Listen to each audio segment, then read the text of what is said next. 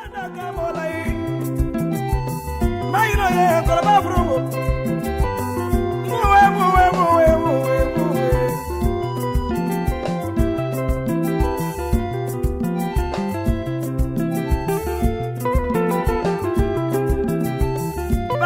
prophète bana balelanya papa prophète bana balelanja papa selio bana balelanja papa prophète bana balelanja maïno yo kolaba bro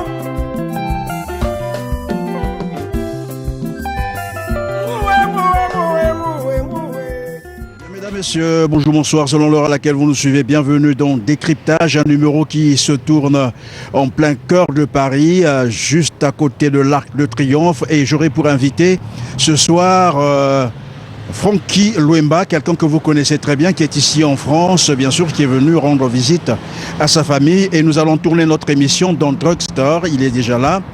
Bonjour Francky. Bonjour Christian. Et sans doute vous avez suivi ici en France d'ailleurs, puisque vous y êtes venu, je crois, depuis combien de temps?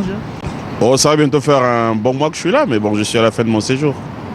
Vous êtes à la fin de votre séjour, mais vous avez dû suivre le discours, sinon l'adresse à la nation du président de la République, et c'est de cela que nous allons parler. Vous avez suivi ça où exactement? Au Congo ou ici? Non, j'ai suivi bien entendu ici, mais vous savez qu'aujourd'hui on a la possibilité de capter Télé Congo partout dans le monde. Donc j'ai suivi ici, comme tous les Congolais, qui, bien qu'étant loin du pays, continuent à avoir un œil sur ce qui s'y passe. Voilà. Donc j'ai suivi, bien qu'étant en France, j'ai suivi le discours du chef de l'État. C'est une tradition. Donc je suis Congolais partout où je me trouve. Les vœux s'adressaient aussi à moi. Donc j'ai suivi ici. Ouais. Merci. Et donc, on va parler de cette adresse à la nation du président de la République. Je retrouve tout à l'heure dans le resto qui est juste à côté.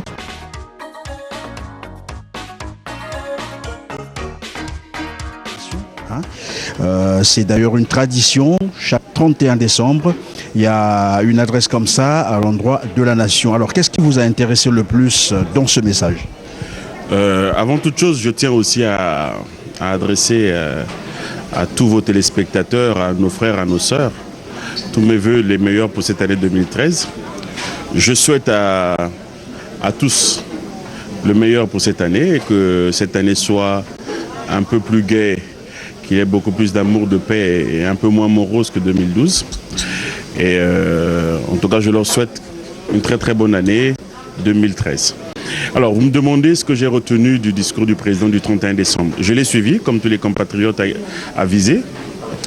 Le président, c'est devenu un exercice, a fait l'état de la nation, même s'il le fait aussi, je crois, au mois d'août. Mais là, il nous a brossé la situation économique, sociale et politique de la nation. On ne peut que s'en réjouir.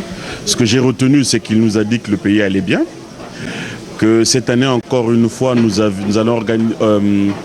les chiffres de la croissance devaient être encore bons, même s'il a reconnu aussi par ailleurs que pour l'instant, ça ne se traduisait pas encore de manière effective dans la vie de nos concitoyens. Quel est ton avis là-dessus? Il a raison de dire évidemment. Vous savez, sur le plan macroéconomique, tout peut aller bien. Et d'ailleurs, ça va bien, ce pays.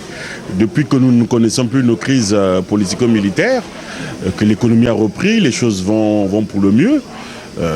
Je suis de ceux qui disent que ce pays va bien. Les chiffres sont là pour le montrer. Mais maintenant, et vous vous souviendrez, Christian Perrin, on en a déjà parlé, le meilleur indice pour apprécier qu'un pays va bien, c'est le panier de la ménagère, c'est l'homme. Si pour l'instant, et jusqu'à présent je veux dire, à ce niveau-là, les choses ne sont pas encore faites comme il se doit, c'est-à-dire que les Congolais ne ressentent pas encore cette embellie-là, on va donc tempérer les ardeurs et on ne pourra pas dire que tout va très bien. Nous sommes sur la voie du rétablissement. Nous sommes sur la voie qui pourra nous mener demain à être un pays émergent, un pays où les gens demain, en tout cas c'est le souhait, où les gens pourront manger à leur faim. Pour l'instant, ce n'est pas encore le cas et c'est malheureux à dire. Nonobstant, les chiffres de l'exploitation pétrolière, les chiffres de notre agriculture, les chiffres, tous les chiffres qu'on peut donner, tous les indicateurs qu'on peut donner peuvent être au vert. Mais si les gens dans leur quotidien ne perçoivent pas ou ça ne se manifeste pas dans leur quotidien, on doit tempérer ces ardeurs-là, on doit tempérer cet optimisme-là. Et ça doit pousser ceux qui ont la capacité de décider de continuer à travailler. C'est la preuve que nous ne sommes pas encore arrivés au bout et qu'il y a encore des progrès à faire. Donc j'ai retenu cela.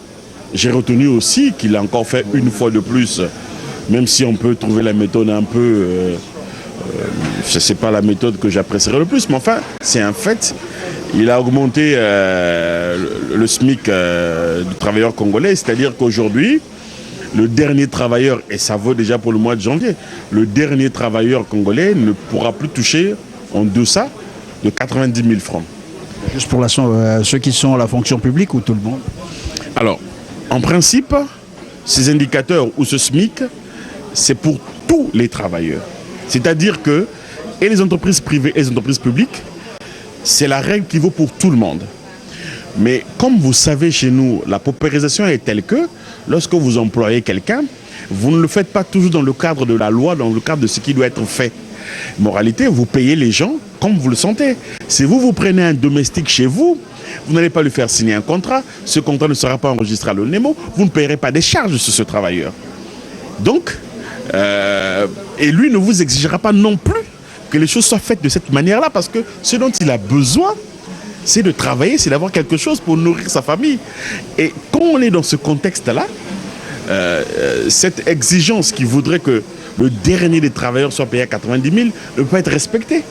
Parce que la loi, elle n'est pas suivie de partout, parce que évidemment, il y a une forme d'inadéquation, même pas inadéquation. Aujourd'hui, on n'offre pas beaucoup d'emplois, tout au moins. Notre économie aujourd'hui n'est pas une économie qui offre beaucoup d'emplois pour qu'évidemment cela puisse se vérifier. C'est encore une économie de service, c'est encore une économie informelle. Et dans l'informel, comme vous pouvez le savoir, les choses ne se font pas malheureusement au regard de la loi. Mais là aussi, il faut que le ministère du Travail, le ministère des Affaires sociales s'implique pour que désormais, c'est un long combat, hein. Vous vous imaginez la sentinelle chez vous qui demain aura une fiche de paye, vous payerez des charges sociales, ainsi de suite. C'est une révolution, c'est des choses au Congo, on les imagine même. Mais apparemment c'est fait exprès parce qu'aujourd'hui la grande totalité des jeunes travailleurs finalement n'ont pas de contrat dûment signé, que ce soit dans les entreprises privées et même dans les entreprises publiques. Mais mon cher, partout où le travail se fait rare, les gens prennent ce qu'on leur donne. Ici en France, on vous dira que vous avez dû l'entendre depuis que vous êtes là, l'emploi, même ici le travail manque. Donc à un moment donné, les gens, on vous dit c'est tout ce qu'on a, vous prenez ou vous partez. C'est encore pire dans nos pays. C'est encore pire au Congo, où il n'y a pas un vrai tissu industriel. Quelles sont les entreprises au Congo, des grandes industries? Il n'y en a pas. C'est une économie de service. Les gens en prestent ça et là, et c'est encore plus l'informel qui tient le pays, tout au moins du point de vue économique. Donc, moralité, vous n'allez pas exiger à ces gens-là que quand vous prenez quelqu'un pour qu'il travaille chez vous, il faut que vous puissiez signer tel contrat et que vous avez des charges sociales à payer là-dessus. Le gars dira, je ne prends pas. Et toi qui demandes du travail, tu as d'abord besoin du travail parce que ça va te permettre de sortir de l'oisiveté. Tu ne vas pas venir en plus exiger que je veux un contrat avec tout ce qui va dans le contrat. Est-ce qu'il n'y a pas une possibilité pour le gouvernement de protéger par exemple les citoyens, les travailleurs bien entendu, en prenant les mesures qu'il faut pour imposer à ces entreprises de respecter les contrats de travail, de respecter... Je suis d'accord avec vous, c'est pourquoi je dis c'est une réforme qu'il faut mener. Nos pays se construisent, mon cher. Ça fait 52 ans que nous sommes indépendants. Et si vous prenez en compte les années où nous-mêmes, par notre propre bêtise, la bêtise des hommes, hein, pas la bêtise humaine, parce que tous les hommes ne font pas comme ça, la bêtise de nous-mêmes, les hommes ou nous-mêmes les Congolais, où nous avons été dans des conflits politiques, ainsi de suite, ça ne nous a pas permis d'aller de l'avant, ça ne nous a pas permis de faire les choses comme il fallait. C'est maintenant que nous essayons de bâtir le pays, parce qu'on a des moments de paix qui durent plus longtemps. Et maintenant, on peut bâtir. Ces réformes-là sont à venir. Ces réformes-là sont à faire. Oui, mais Franck, il y a quand même une curiosité. C'est comme quoi le Congolais n'est pas voué à une vie aisée. Parce que lorsque vous parlez de ces réformes, ce qui est curieux, c'est que quand les expatriés arrivent au Congo, généralement, ils ont des contrats dûment signés et respectés. Ils gagnent beaucoup plus d'argent en plus. Curieusement, quand c'est des Congolais, cet aspect échappe à tout le monde. Non. Je crois qu'il faut faire la différence entre deux choses. Les expatriés qui viennent au Congo viennent déjà viennent dans des entreprises de grosses boîtes. Les grosses boîtes sont faciles à contrôler. Donc là-bas, il y a une obligation de respecter la législation en matière du travail. Ça, c'est obligatoire, c'est ainsi. Non, mais on a noté ça même dans les hôtels. Je ne veux pas te citer certains hôtels de la place où les expatriés arrivent. Généralement, c'est des parents qu'on fait venir, mais qui ont des contrats du Montsidé et qui sont bien payés par rapport au Congo. Voilà.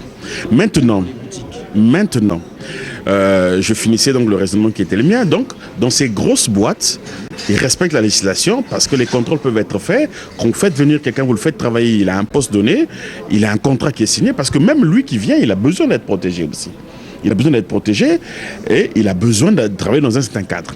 Quand vous me dites des cas dans lesquels où on emploie des Congolais, mais en général, ce n'est pas dans des postes de... comment dire ça? C'est souvent des agents d'exécution. Ce n'est pas des cadres. Ce n'est pas des gens qui sont dans l'encadrement. C'est des agents d'exécution. Parce que vous savez, dans l'entreprise, il y a ceux qui sont dans l'encadrement et des agents d'exécution. En général, quand vous prenez par exemple un réceptionniste, ce n'est pas un cadre. Un réceptionniste dans un hôtel. Mais quand je dis ça, je ne suis pas pour que cela se fasse. Mais évidemment, à ce poste-là, vous pouvez en avoir plusieurs. On n'a pas besoin d'une formation spécifique. Donc là, ils vous prennent et ils peuvent... vous n'avez pas la possibilité d'exiger d'avoir un contrat en bonne et due forme. Avec toutes les clauses y afférentes. Vous n'avez pas la possibilité. Et déjà, comme je vous ai dit, ça arrive dans un contexte où le travail est rare. Et donc, quand vous avez la possibilité d'être pris, on se dit qu'on est chanceux. Moins on parle, mieux on se porte. C'est ça le problème. Mais quand vous venez dans l'encadrement, comme cadre, chef de ceci, directeur de cela, ce n'est pas la même chose. Vous avez besoin d'un cadre qui vous permet de travailler, vous donnerez des ordres, vous aurez à avoir des gens, il faut que ça se passe dans un cadre. Et là, ceux qui vous font venir mettent toute la forme qu'il faut dans ce genre de contrat. Mais en ce qui concerne ce dont on parle, les agents d'exécution, dans ces structures-là, notamment les structures hôtelières ou quoi, ce système, je répète, le fait de le dire ne le rend pas compréhensible auprès de moi. Je ne l'accepte pas. Mais je dis, ça se passe comme ça parce que nous sommes déjà dans un environnement où le travail est rare. Et vous savez, comme vous êtes au désert, à un moment donné, que ce soit l'eau de pluie ou l'eau qui sort de je ne sais pas où, quand vous avez soif, vous buvez d'abord, c'est après que vous regarderez est-ce qu'elle était une eau que je pouvais boire en temps normal ou pas. Ça se passe comme ça chez nous. Francky, s'il te plaît, j'ai interviewé, en fait, j'ai eu un écrivain, un auteur, celui qui a écrit Pointe-Noire, de 1921 à 2003, qui m'a dit, finalement au Congo, ce n'est pas l'emploi qui manque, mais plutôt on vole l'emploi des Congolais. Ce qui fait que dans la plupart des structures, la tendance est telle que quand quelqu'un s'installe chez nous, il fait venir ses parents. Donc à la place des Congolais, ce sont ces expats-là qui prennent les postes et non les Congolais. Et finalement, le Congolais, on le retrouve que dans les Nganda. Comme si c'était fait exprès. Vous n'êtes pas de cet avis? Vous n'avez jamais constaté ça? Non, là on caricature un peu. Je crois qu'on caricature un peu. Je crois qu'il faut... Il s'agit de Georges Nguila qui a écrit un livre et qui a démontré que finalement au Congo il y avait un problème. Non mais démontrer c'est quoi? Il a dit ce qu'il avait vu, il n'a pas démontré. Il a montré plutôt. Il n'a pas démontré parce que démontrer c'est apporter la preuve de scientifiquement pourquoi. Non, je vous dis quelque chose. Quand vous me dites on pique le boulot des Congolais, déjà nous avons un problème. Est-ce qu'aujourd'hui tel que nous formons les jeunes au Congo, c'est en adéquation avec le tissu économique que nous avons? Vous avez été à l'université Maringouabi. Connaissez-vous une filière en hôtellerie ou en tourisme à l'université Maringouabi? Nous avons des filières traditionnelles. Les écoles privées Nous avons des filières traditionnelles à l'université. Le droit, l'histoire, géo. Qui est envoyé vers où? Vers la fonction publique. Pour être enseignant, être ceci ou avocat ou ainsi de suite. Mais dans des domaines comme ceux-là dont on parle, domaine des services, est-ce que dans l'alma mater, c'est-à-dire ce que nous avons de mieux dans l'enseignement au Congo, est-ce qu'il y a des filières qui existent dans ces domaines-là? Non. Est-ce qu'il y a aujourd'hui dans notre enseignement général, à l'université, une filière en pétrochimie? Non. La filière en géologie va être créée, je crois, ou a été créée. Dans ces domaines très techniques, vous comprendrez aisément que lorsqu'on a besoin de gens pour faire des prospections 2-2-2, qu'on fasse appel à ceux qui ont la capacité de le faire. Et que nous ne venions que pour soulever les pierres quand ils ont fini de creuser. Ou que nous ne venions que lorsqu'ils nous auront dit qu'il faut creuser là. Donc nous avons quand même des preuves là-dessus. Et ça, moi, je peux le témoigner parce que j'ai eu à faire des reportages là-dessus. Je ne cite pas la société. Une société qui a employé des Congolais et qui, curieusement, à un moment donné, commençait à faire venir des expatriés pour chasser les Congolais. Ah oui, et ça a créé des mouvements. Voilà. Je connais cette entreprise-là. Elle est dans le domaine pétrolier. Tout à fait. Non, mais c'est pour ça que je vais vous expliquer quelque chose. Je vous ai dit que dans ces domaines, c'est très technique. Non, même la manutention. On nous a même parlé des chauffeurs, même de ceux qui font les achats. Vous avez un permis de conduire. Vous avez un permis de conduire. Est-ce que vous savez qu'ici, il y a une formation spécifique pour être cariste? Vous connaissez ce que c'est être cariste? C'est de la manutention. Donc tu penses que pour aller acheter de légumes au marché, il fallait un étranger? Mon cher, on n'avancerait pas dans le débat si les points sur lesquels on peut être d'accord, on est dit... Je vous dis ici, le permis français par exemple, pour ne parler que de celui-là, il y a plusieurs branches. Même pour être livreur, il faut un permis. Vous voyez? Ça veut dire quoi? Ça veut dire que demain, une entreprise qui viendrait, qui aurait besoin de faire de la messagerie express, elle a besoin de chauffeurs-livreurs à moto. Si elle ne trouve personne qui a un permis habilité à conduire une moto, que fait cette entreprise? Deux choses. Ou elle a le temps de former et donc elle forme pour que demain les gens puissent prendre les commandes et travailler, ou elle fait venir. Il faut qu'on adapte notre formation à ce que nous avons sur le terrain. Je vous ai pris un exemple simple. Est-ce que vous connaissez une grande école d'hôtellerie et de tourisme au Congo? Vous me dites école privée. Sans les dénigrer, il y en a qui sont très bien. Mais aujourd'hui, on sait un peu comment ça se passe dans ces écoles-là. On remplit beaucoup de chiffres pour avoir des gens demain qui viennent payer. C'est du mercantilisme. Elles ne sont pas contrôlées. L'école publique reste encore pour l'instant l'endroit où on donne un enseignement de qualité. Mais est-ce que réellement pour améliorer les conditions de vie d'une population, juste le salaire suffit, ou sinon il y a bien d'autres mesures qu'on pouvait prendre? Je voulais parler là un peu de la situation qu'on est en train de noter dans nos grandes villes, le transport qui pose problème. Est-ce qu'à ce niveau-là, il n'y avait pas possibilité, par exemple, pour le gouvernement de prendre des mesures qui pouvaient soulager les populations? Je parle des élèves. Là aussi, mais ce n'est pas un problème qui concerne uniquement les élèves. Il ne faut pas le catégoriser. Les fonctionnaires auxquels on demande un rendement, ils doivent être au boulot tous les jours entre 7h et à 7h pour en partir que vers 14h. Vous poserez le problème, mais avec les difficultés de déplacement que nous avons, il nous est impossible d'arriver à l'heure. Donc c'est une réflexion globale de la part de l'État. Mais vous savez, dans nos pays, l'État est mauvais investisseur. Moi, je crains que si cette question est gérée par l'État, encore une fois, que, que ce soit des structures qu'on va mettre en place et que demain, n'ayons pas trop réfléchi à la question et que finalement, quel beurre. Parce que... Pourquoi? Dans le temps, il a existé STB, STPN, ça avait bien fonctionné. Pourquoi aujourd'hui, on ne peut pas... Si ça avait bien fonctionné, ces entreprises ne seraient pas aujourd'hui là où elles sont. Si ça avait bien fonctionné. Vous me parlez de STPN, il y avait Stuba Braza. Ça avait bien fonctionné. Dès qu'il y a eu un peu de concurrence, elles sont mortes, ces entreprises. Regardez la SN et la SNDE, dans un domaine non concurrentiel. Il n'y a personne dans ce domaine-là. Ici, dans ce pays où vous êtes, depuis 1 an ou 2 ans, il y a d'autres entreprises qui fournissent l'électricité aux Français. Il y a la concurrence dans ce domaine-là. Stratégique, l'électricité. On a ouvert à la concurrence. Dans 2 ans, dans 3 ans, on va ouvrir le transport ferroviaire à la concurrence en France. Mais comme on l'a fait pour la téléphonie au Congo. Mais la SNE est le seul opérateur c'est la seule compagnie nationale que nous avons. Est-ce qu'on est content des services de la SNE aujourd'hui? Bon, mais qu'est-ce qu'on peut faire, par exemple, pour soulager le transport? Déjà, on a un problème. Le tout, c'est pas... Vous voyez, de la même manière, vous dites... ah oui, on a des problèmes de transport, il manque donc les moyens de transport. Mais les gens se plaignent aussi de ce qu'il y a beaucoup d'embouteillages. Or, le fait qu'il y ait beaucoup d'embouteillages voudrait dire quoi? Qu'il y a beaucoup de véhicules. Non? Donc, il faut d'abord que nos villes soient pourvues en route. Vous vivez à Pont-Noir, vous allez souvent à Brazzaville, vous savez très bien que l'offre que nous avons en matière de route dans nos villes n'est pas suffisante.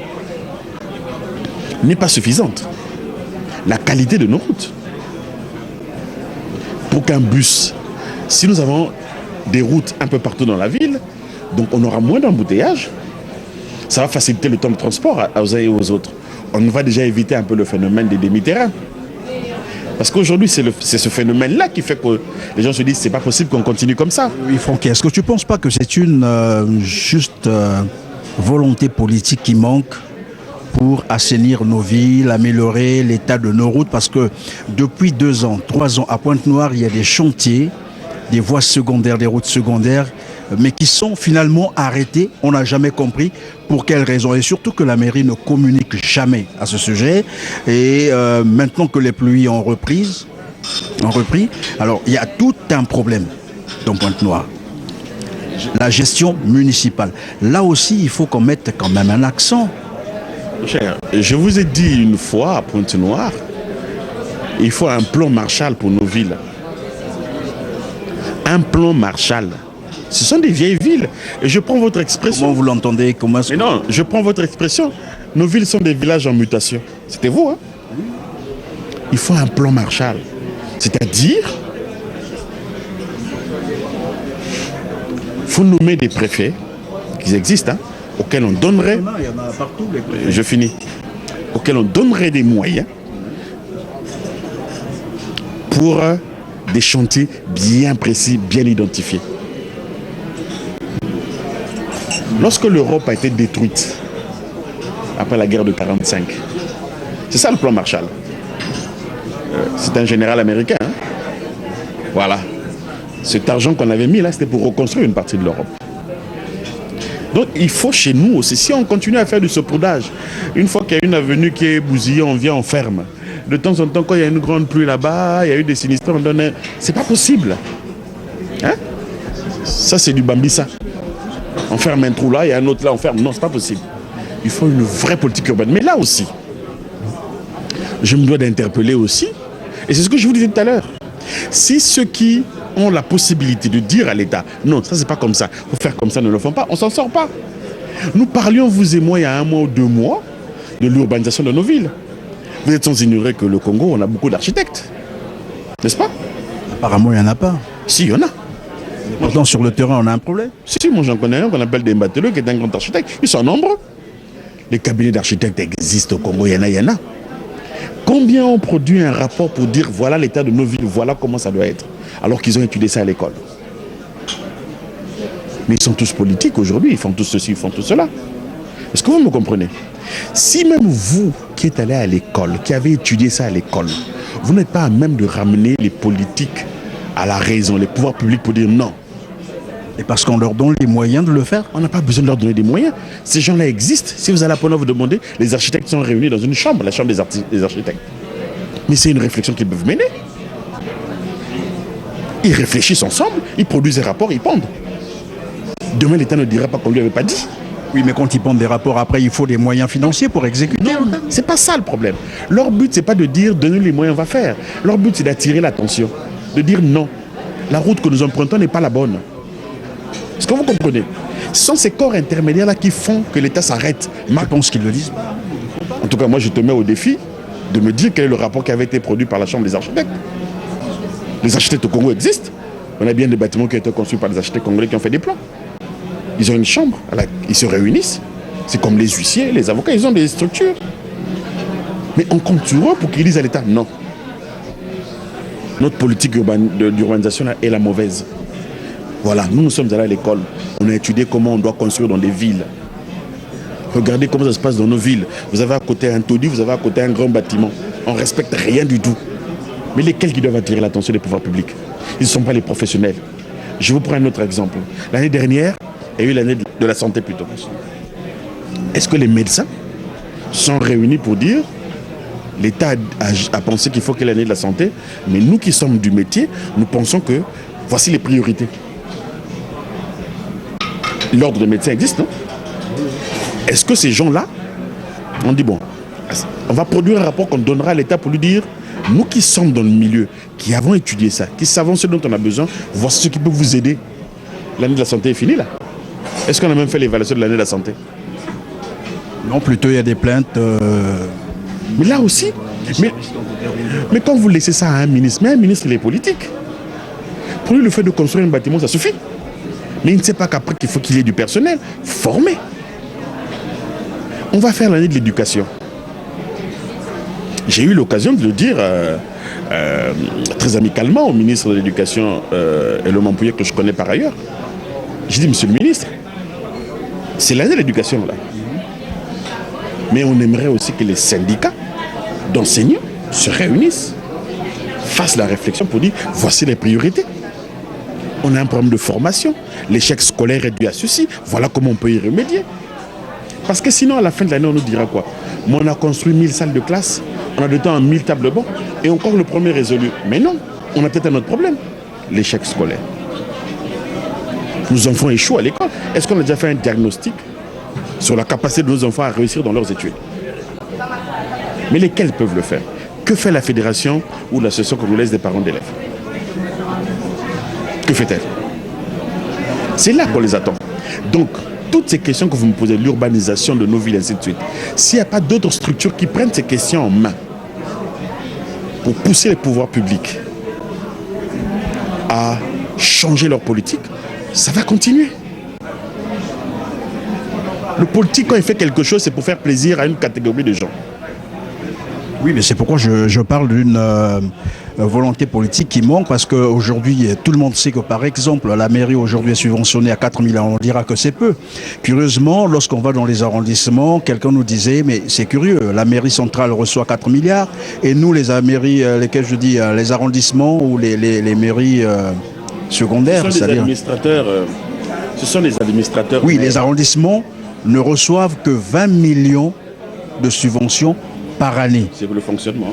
Pour le fonctionnement, sur les 4 milliards. Et donc on attendait que la mairie fasse le reste du travail. Mais qui ne le fait pas? Mais là aussi, malheureusement. Là aussi, c'est ce dont nous parlions. C'est la réforme qu'il faut mener. Nos mairies d'arrondissement, il y a quoi? L'idée, c'est demain d'avoir des vrais maires d'arrondissement, élus aussi. Pourquoi on ne lit pas les maires d'arrondissement? Mais même quand ils sont nommés, il y a ceux qui ont la volonté de travailler. Non. Pourquoi on ne lit pas un maire d'arrondissement pour qu'il ait un vrai pouvoir, une vraie légitimité? Pourquoi? Au fond, vous voyez, on va faire les élections locales bientôt. Chaque arrondissement a des conseillers. Hein? Avant qu'ils deviennent tous des conseillers municipaux. Ils sont tous des conseillers municipaux puisque dans la municipalité. Mais ils sont d'abord des conseillers d'arrondissement. Parce que chaque arrondissement a un nombre de sièges. Vous me comprenez? Pourquoi ne pas donner la possibilité à ces gens-là d'élire un maire d'arrondissement en leur sein? Pourquoi là aussi l'État veut continuer à avoir des maires? Ce sont des fonctionnaires qu'on met là. Pourquoi voulez-vous qu'on leur donne un gros budget pour qu'ils fassent un boulot? Par contre, le jour où vous élirez un maire, tu vas décliner une certaine politique. Il se battra pour les moyens. Moi, je pose la question. Pourquoi chez nous, on continue à nommer une maire d'arrondissement alors qu'ils ont un conseil? Puisque là, on peut surveiller leur façon de travailler, ainsi de suite. Alors, entre autres aspects abordés par le président de la République dans son message, c'est aussi la démocratie au Congo. Tout à l'heure, j'ai rappelé que le président a dit que les choses marchaient très bien. Sur ce plan, la démocratie s'installait correctement au Congo, alors qu'on note quelques dysfonctionnements, notamment sur le système politique. Non. La démocratie, ça dépend où on met le curseur. Si c'est le fait qu'on organise des élections à terme échu, oui, on peut dire ça va. Mais c'est pas ça, la démocratie. La démocratie, ce n'est pas uniquement des élections, c'est un état d'esprit, la démocratie. Si c'est le simple fait qu'on vous dira demain, il n'y a aucun journaliste en prison, ainsi de suite. Oui, c'est vrai, c'est très bien. Mais il faut une presse libre, véritablement libre. et qui ait les moyens de fonctionner. C'est à ce niveau-là que c'est un peu biaisé. Moi, je peux vous dire que pour moi, aujourd'hui, Télé Congo n'est pas vraiment le reflet de la nation. Télé Congo est une télévision publique, subventionnée sur les fonds publics. C'est-à-dire que tout le monde devait se retrouver dans Télé Congo, dans les programmes de la télévision nationale. Ce n'est pas encore le cas. Ce n'est pas le cas. Télé Congo est la seule télé au monde, de ce que je vois, où il n'y a jamais eu un débat public entre pouvoir et opposition. Mais la démocratie, elle vit de quoi? De ces échanges-là aussi. Ce n'est pas des émissions où on reçoit un invité qui dit ce qu'il a à dire, le journaliste. Non. Vous êtes de la majorité, vous êtes au pouvoir, vous êtes de l'opposition, discutons, le peuple veut voir. C'est comme ça qu'on arrive à faire le tri. C'est comme ça qu'on arrive à tamiser, à dire un tel plutôt qu'un tel. Donc il y a d'autres paramètres qui peuvent permettre de dire que la démocratie chez nous va bien. C'est un processus. Voilà, on ne peut pas dire que nous sommes arrivés au bout. Parce que même ici, en France, j'y reviens toujours, Hollande est arrivé au pouvoir, a mis en place une commission. La commission Jospin. Pour réfléchir un peu comment revivifier cette démocratie française. Elle a fait des propositions, par exemple. Pas de cumul de mandat. Par exemple. On ne peut pas à la fois être maire et député. Elle a fait des propositions. Ah oui, pour être candidat à la présidence de la République, ici, il faut 500 signatures. 500 parrainages d'élus. Ils ont fait des propositions comme quoi il fallait des parrainages citoyens. Proportionnels. Parce que la démocratie ici, elle est majoritaire. Hein. Il faut une dose de proportionnel pour que les uns se retrouvent, pour que tout le pays se retrouve. Voilà. Mais chez nous aussi, au bout de 20 ans de démocratie, avec tout ce qu'on a connu, on peut marquer une hâte et dire qu'est-ce qui ne va pas dans notre système. Il ne faut pas chaque fois dire ça va parce qu'on a organisé les élections, on n'a pas tiré un seul coup de feu, personne n'est mort. Et c'est très bien d'ailleurs.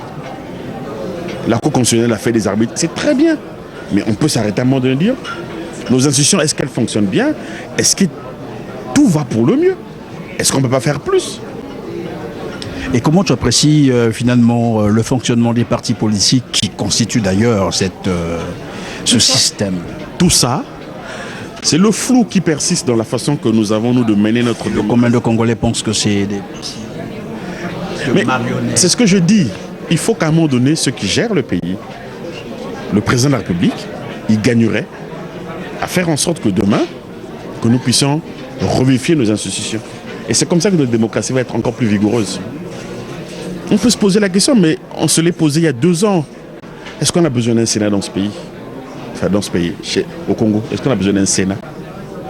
Est-ce qu'on en a besoin? Tout le travail est fait par l'Assemblée, ou presque. Est-ce qu'on a besoin d'un Sénat? Le Conseil économique et social. Est-ce que les Congolais perçoivent l'utilité de cette structure?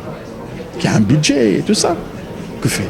Or, dans ce que je vous ai dit tout à l'heure sur les corps intermédiaires, c'est au niveau du Conseil économique et social que ces questions-là sont débattues. C'est-à-dire, au niveau du Conseil économique et social, on regarde les politiques publiques, comment ça se gère, on fait des propositions. Je mets quiconque au défi de me donner ici un rapport sorti des travaux du Conseil économique et social où on a fait des propositions sur l'éducation, la santé, ainsi de suite. Donc là aussi, est-ce qu'on n'a pas trop aligné les institutions? Parce qu'il fallait le faire, parce qu'on voulait avoir une photographie démocratique, mais qui, en réalité, dans leur implication dans la vie démocratique est moindre. Pour revenir aux partis politiques, mais posez-vous d'abord la question de ces partis-là. Ils ont été créés à l'époque, pourquoi? Ces partis ont été créés pour des ambitions de certains individus. Les partis du ventre, alors? Je ne sais pas. Tous les partis créés dans les années 90 aujourd'hui ont des problèmes. Ça ne vous dit rien? Tous. Et le PCT, c'est pas mauvais que de le dire. Le PCT tient parce qu'il est au pouvoir. S'il arrivait par le jeu de l'alternance démocratique qu'il perd le pouvoir aujourd'hui, surtout avec ce qu'ils ont fait, ils ont ouvert le ventre, ils ont fait rentrer tout le monde, il va exploser encore de manière plus catastrophique que les autres. Mais nos partis, ce n'est pas des gens qui se réunissent sur la barre d'une idéologie. Que prennent-ils ces gens-là? Tous. Que prennent-ils? Ils sont tous de gauche, ils sont des sociodémocrates, mais ils s'opposent encore entre eux. On ne comprend rien.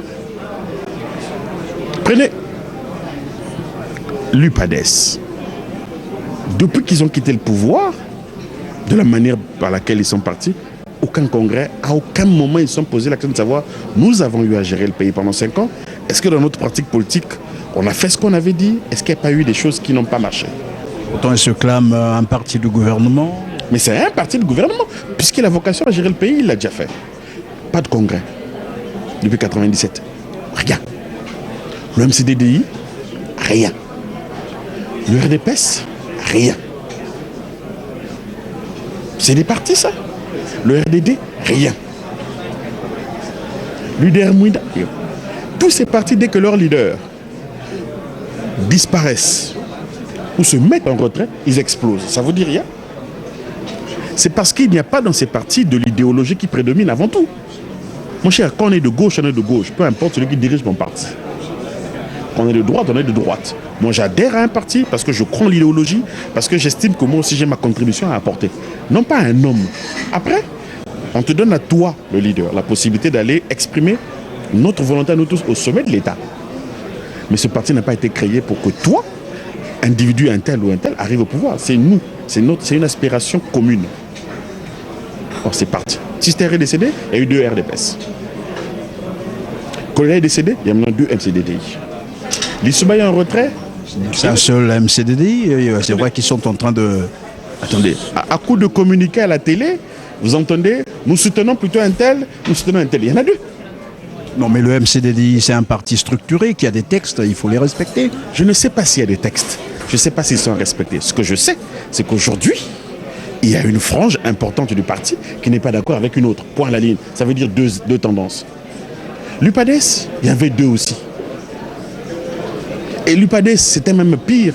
On a vu des gens se réunir un jour et décider de démettre le secrétaire général. On a vu d'autres venir pour dire il n'est pas démis. Et on les a tous retrouvés à un moment donné dans une salle en train de dire le congrès, on le tiendra d'ici le mois de mars. L'UDR Mouinda, ben il y en a 2. Le RDD aussi, on a vu un jour, un des vice-présidents du parti prend une note pour démettre le secrétaire général. Et on a vu d'autres venir à la télé pour dire il n'est pas démis, il est du secrétaire général. Voici la politique au Congo. C'est des partis, ces gens-là. Mais ce que vous ne savez pas, c'est que certains d'entre eux reçoivent de l'argent public. Mais l'argent public, ce n'est pas l'argent d'un tel, c'est l'argent de tous les Congolais. Comment pouvez-vous, et moi j'entends des gens qui disent il nous faut les états généraux de la nation. Ah, c'est ça hein, le débat. Hein? Ah oui, il faut qu'on s'asseye. Pour parler de quoi? Pas de quoi. Lorsque le pouvoir dit moi, je vais faire ça dans le cadre de l'éducation, dans le cadre de la santé. Vous avez déjà vu un gars de l'opposition, un leader, Nzan, Kifoussia, venir à la télé aussi dire voilà nous ce qu'on pense, voilà ce que nous on propose. Et parce que leur voix ne compte pas et c'est ce qu'ils disent, ils ne sont jamais écoutés. Mathias Nzan a été candidat à la présidence de la République, non? À l'époque, il avait fait 100 engagements. Mais aujourd'hui, il aurait très bien pu dire moi j'avais prévu faire ça. Eux, ils ont fait ça. Et le peuple juge. Chaque fois qu'ils passent à la télé... Et le peuple juge comment? Mais parce que finalement, le peuple se fait une raison. Chaque fois qu'ils passent à la télé, ces gens-là, pour la plupart d'entre eux, c'est pour venir demander les états généraux. Qui aboutiront à quoi? Devinez. Vous savez à quoi ça va aboutir? À un gouvernement d'union nationale. Parce que quand on vient se mettre tous ensemble pour dire ça va pas, le pays va avant, ça va pas et tout ça. Après on dit quoi? Bon, mettons-nous tous ensemble pour que ça aille de l'avant, n'est-ce pas? C'est des gens qui veulent tous avoir un petit Marocain, un petit Strapontin pour continuer à pérenniser leur façon de vivre, ainsi de suite. Ces gens-là sont finis dans la politique, il faut les mettre dehors. Tous. Tous. Et lorsqu'on parle de l'économie qui marche très bien d'ailleurs, comme a dit le président de la République, j'emprunte un peu à ces termes, je voulais un peu noter un aspect, je sais que l'économie congolaise pourtant, on le sait très bien, est basée sur de l'informel. Curieusement, mais il y a quand même certaines structures, quelques entreprises qui se démarquent. Je fais allusion à Eker qui venait de naître, qui fait déjà Brazzaville, Paris, ce que certains pays n'ont pas pu. Est-ce que par là on peut noter une avancée? Mais c'est pas une fin en soi d'avoir des vols Brazzaville-Paris. C'est pas la finalité de l'existence d'une entreprise. Elle aurait très bien pu ne pas faire Brazzaville-Paris et faire les vols locaux, sous-régionaux ou continentaux et bien se porter. Il n'y a pas de problème. La finalité, ce n'est pas de conduire les Congolais forcément vers Paris. La finalité, c'est de ramener les gens vers nos pays pour qu'ils viennent investir, pour qu'ils viennent visiter, pour que ça nous rapporte de la richesse. Non. Donc, ne nous trompons pas d'objectif. Eker est une très bonne idée. Voilà. En tant que patriote, je dis que c'est une très bonne idée. J'ai juste une petite réserve, c'est que j'aurais voulu que ce soit beaucoup plus un projet un peu plus industriel, un vrai projet industriel. Et j'espère qu'ils vont y arriver, hein, que c'est la route qu'ils vont emprunter.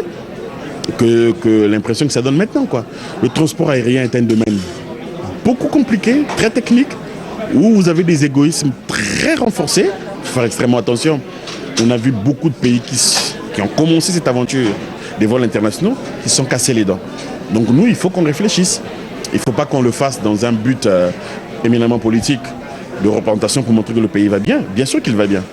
Mais il faut que derrière qu'il y ait un vrai projet qui pérennise la structure pour que demain, que ce soit une vraie fierté, que les Congolais soient fiers de voyager, de venir en France par Eker, parce que ce sera une grande entreprise, sera capable de nous emmener aussi loin.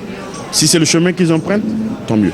Il faudrait qu'elle communique un peu plus, qu'on essaie de savoir un peu plus ce qui se passe à l'intérieur. Pour l'instant, bon, voilà. Moi, c'est pas encore... je viens encore à Paris par d'autres moyens.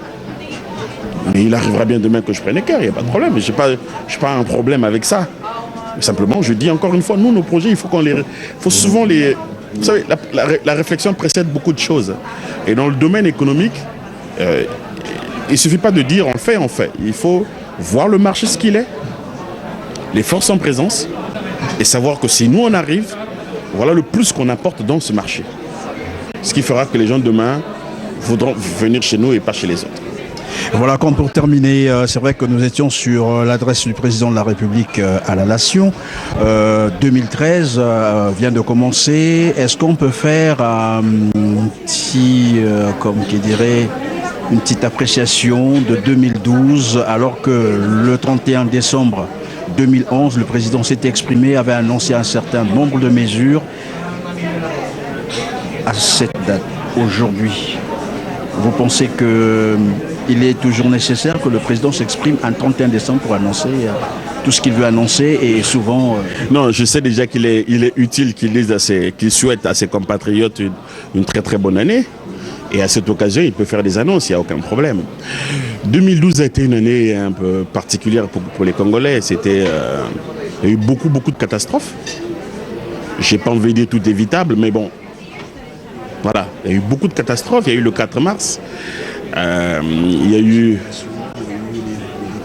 Voilà. Il y a eu un crash aérien, il y a eu les inondations, les glissements de terrain. C'était vraiment une année qui s'est terminée dans des conditions un peu malheureuses pour nous.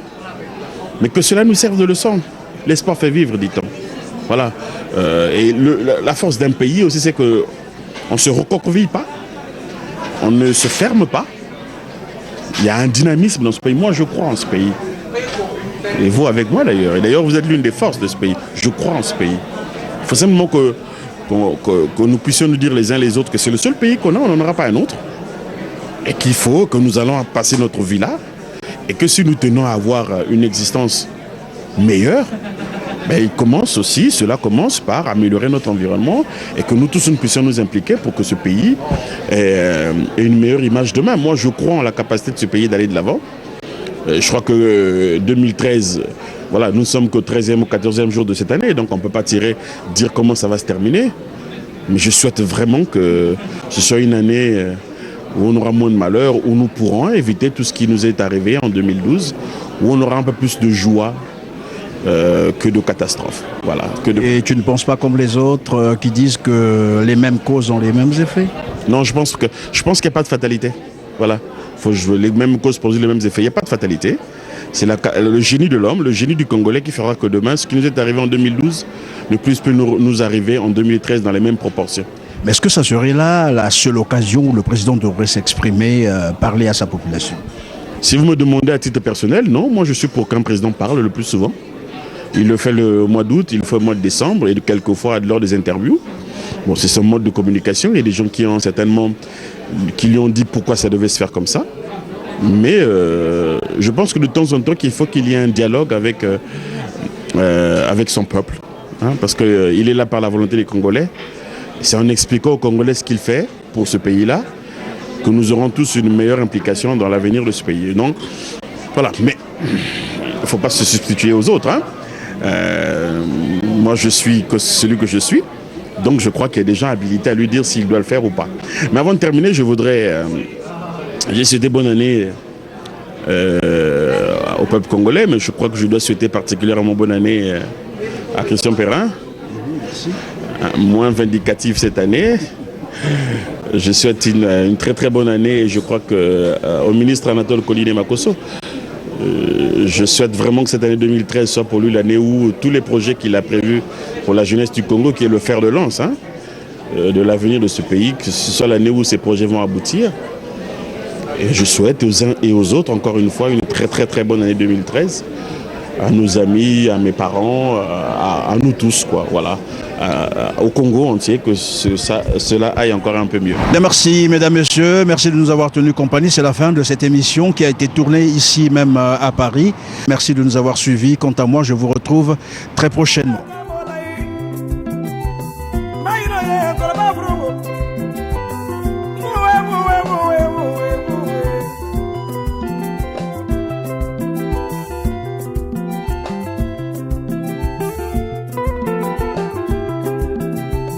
Papa prophète, papa.